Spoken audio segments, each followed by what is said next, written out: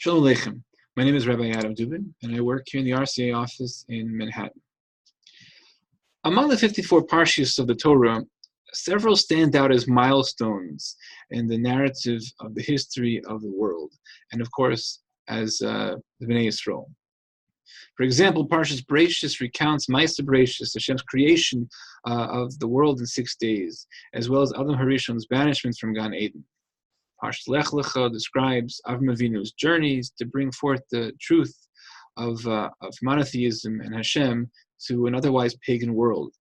And Parshas Yisro includes a revelation at Har Sinai and the giving of the Torah to us, and so on and so forth. A list of pivotal Parshios, of course, would include our Parsha, Parshas Bo, which tells us of the Yetziat Mitzrayim. The Yetziat marked our birth as a nation, and we are enjoined to remember that day, Zeicher Yetziat Mitzrayim, each and every day of our life. Indeed, when HaKadosh Baruch Hu reveals himself at Har Sinai, he introduces himself not as the creator of Shemayim v'Aretz, but rather as the God who took you out of the land of Mitzrayim. For the defining element of our relationship with Hashem is not that we are beings created by him. After all, everything is created by him. But that we are free beings, those that are whom Hashem invested his own infinity and eternity, beings that empowered by him to transcend the constraints of the material world and the limits of our own natures. And the name of our Parsha, Parshas Bo, comes from the opening pasuk in which Hashem instructs Moshe Rabbeinu, Bo el Paro, come to Paro, to warn him of the 8th Makkah, that is locusts, and to once again deliver the divine demand that Paro set free the Bnei Yisrael. The Torah considers the name to be a thing to be articulation of its essence. Certainly, such is the case when it comes to the Parshios. The name of a Parsha always conveys its primary message and the common theme of all of its subsections and narratives. So therefore, we expect the section of Shmos to begin with actually about the Yetziah, or perhaps about Yeshua, or some other name that expresses the significance of this defining event in our history of our people. Instead, of course, it derives its name from Moshe Rabbeinu coming to Paro, an event that seems but a preliminary aspect to the Yetziah. Indeed, the concept of the leader of Bnei Yisrael coming to Paro's palace to petition him to let our people go, implying that the Bnei Yisrael are still subservient to Paro, seems to be the antithesis of a Yetziah. And the phrase Bo el Paro also evokes much discussion among the Mefarshim. Why did Hashem tell Moshe Rabbeinu to come to Paro? Wouldn't it have been more appropriate to say, go to Paro? The Zohar explains that Moshe Rabbeinu feared confronting Paro inside the palace, at the hub of his power. So Hashem promises Moshe that he himself will accompany him to Paro. The word Bo, come, is thus to be understood in the sense of, come with me, Hashem is saying to Moshe. Come with me to Paro. The Zohar goes on to say that Moshe is being invited by Hashem to meet with the innermost essence of Egypt's ruler. Thus we have another meaning to the phrase Bo el Paro. Come in the sense of enter within. To liberate the people of Bnei Yisrael from the great and mighty serpent, it was not enough to merely go to Paro. Moshe had to enter into the core of Paro, into the root of his power.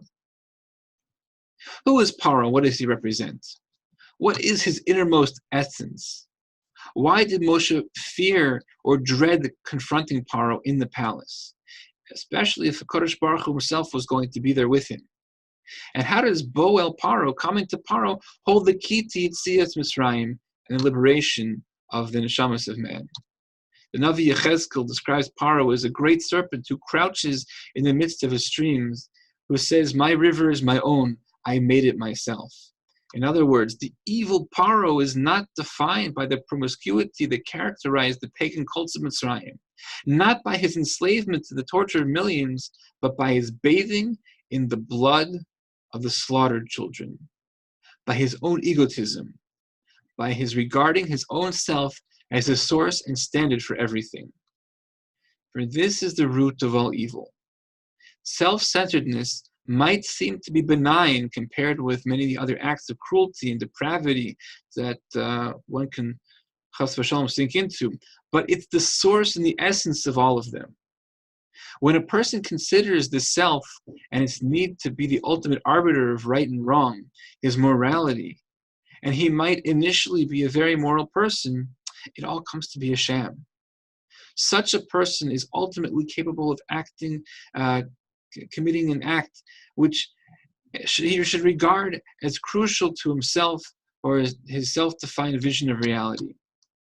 Ultimately, every good deed is an act of bittul, self-abnegation, and every evil act is an act of self-deification.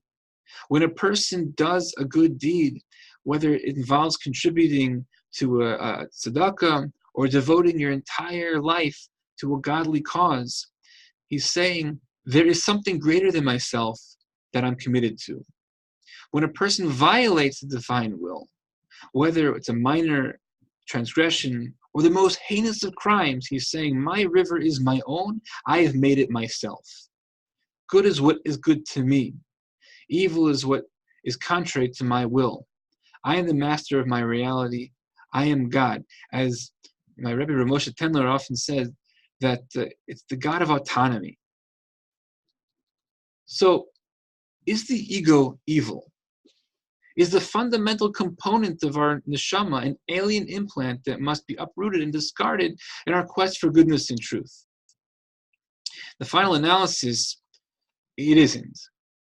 For the reality is that, as it says in Sefer Dvarim, Parshat Dvarim, there is none other beside him. That nothing is contrary to or even separate from HaKadosh Baruch Hu. The ego, the sense of self that we are born with, also derives from Hashem. Indeed, it's a reflection of the divine ego, because Hashem knows himself as the only true existence. We who were created in his image possess an intimation of his sense of self, so to speak, in the form of our own concept of self as the core of existence. It's not that the ego is evil, but the divorcing of the ego from its source, which is.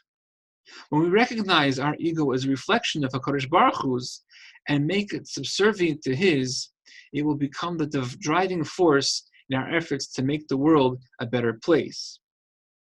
But the same ego, cut off from its divine moorings, begets the most monstrous of evils. As it says in the Sfarim HaKadoshim, it's the deeper significance of the opening pasuk in Parshas Bo.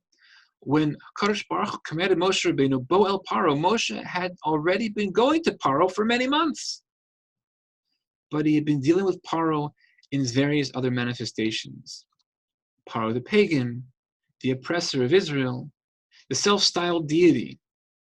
Now he was being told to enter into the essence of Paro, into the source, the soul of evil.